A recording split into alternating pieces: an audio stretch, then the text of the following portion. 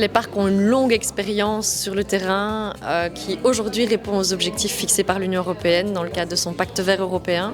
L'objectif de réduire nos émissions de CO2, d'arriver à une société zéro carbone, de renforcer la biodiversité avec des objectifs très clairs en matière de circuits courts alimentaires, en matière de restauration de la biodiversité, 30% des surfaces terrestres et maritimes, de préservation des zones humides. Ce sont tous des axes qui sont définis par l'Union européenne et qui sont appliqués par les parcs.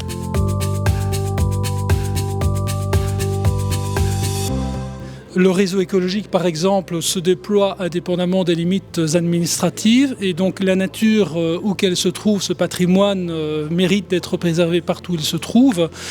Il y a des réalités particulières à chacun des terroirs, mais on a tous à apprendre les uns des autres, on a tous à expérimenter, peut-être à partager des expertises, des savoirs. On a une continuité de ce patrimoine naturel, on a une succession d'espaces naturels remarquables, de villages, de communes rurales qui coopèrent et qui réalisent tout un tas de petites actions concrètes qui, mis bout à bout, créent vraiment une dynamique positive, enthousiasmante et qui montre que c'est possible de coopérer en transfrontalier et d'avoir une gestion commune de la biodiversité et de l'eau notamment.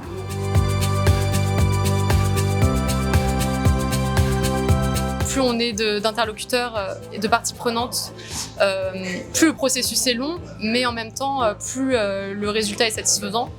Donc c'est un travail de longue haleine et donc il ne faut pas se démotiver. Et aussi un pas de franchi vers l'Europe. On est passé du parc transfrontalier à parc européen. C'est une pierre à l'édifice pour construire l'Europe et pour aller encore plus loin. Maintenant, le réflexe transfrontalier, le réflexe européen est inscrit dans nos gènes et aussi dans nos équipes qui portent les différentes actions.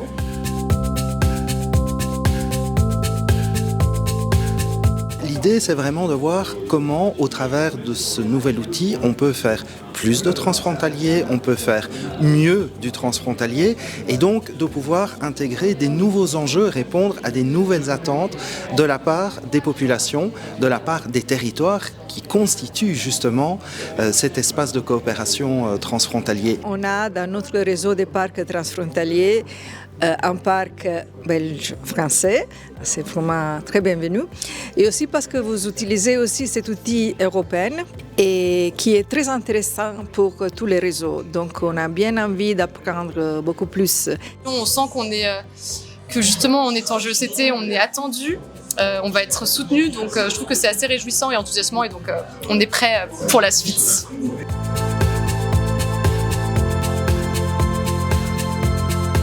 On a encore plein d'envie, plein d'enthousiasme et des ambitions peut-être folles, mais en tous les cas, la résilience du territoire, faire écho aux politiques européennes, aller encore plus loin pour valoriser notre territoire et l'adapter aux différents changements. Au travers du Green Deal, au travers de la notion de gouvernance transfrontalière et de gouvernance multiniveau, qui sont vraiment des éléments phares que l'on retrouve dans le règlement européen, on voit que ces thématiques vont entrer en résonance avec les priorités de cet espace transfrontalier de coopération.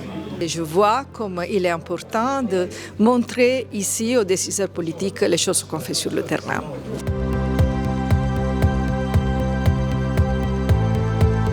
C'est la concrétisation des politiques européennes sur le terrain. C'est permettre effectivement aux citoyens de s'approprier un petit peu plus les choses, mais aussi la nature. Et ça, c'est essentiel. Si on veut atteindre nos objectifs en matière de préservation de la biodiversité et de limiter le réchauffement climatique, associer les citoyens à l'action de territoire, à revivre en harmonie avec la nature, en la protégeant plutôt qu'en l'exploitant, c'est par l'action des parcs que ça passe, puisque cette conscience du monde et de la nature qui nous entoure, c'est aussi une des missions qu'apportent les parcs en travaillant avec les acteurs du territoire, avec les citoyens. Le parc joue un rôle essentiel puisqu'il connaît le territoire et il travaille avec les citoyens. Donc je crois que c'est un acteur clé de nos territoires.